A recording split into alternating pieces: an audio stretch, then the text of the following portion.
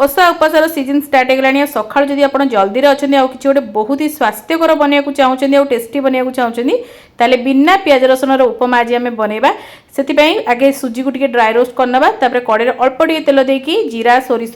चना डाली टी बिरी डाली हेंगू सुखिला लंका दे भाजवा टी चिना बादाम देकी भाजी नवा काजू भूसंग पत्र कंचा लंका कोरा होता अदा को देकी बढ़िया भाव भाजी नवा मन पसंद पनीपरिया को देकी एडी लुण हल्का देकी बढ़िया से भाजी नवा जमीक पनीपरिया पूरा सीझीज तेणुक घोड़े रखिने तापर आम भजा होता सुजी को आड करवा बालांस अल्प टी चीनी आड करवा भल भाव मिक्स करवा गरम पानी दबा ये गोटे कप सुजी मुझे 2.5 गिना पानी देती भल भाव मिक्स करके 5 मिनिट लो फ्लेम रे छाड़ीदबा तापर टिके नाकु धनिया पत्र हल्का लेंबू रस दे गरमा गरम आपड़ सेमती खाईपारे ना तो आलुदम है आलू मटर तरकारी है कि केवल आलू तरकारी सहित आप खाईपारे भल लगे छोट रेसिपी लाइक शेयर करेंगे सब्सक्राइब करने।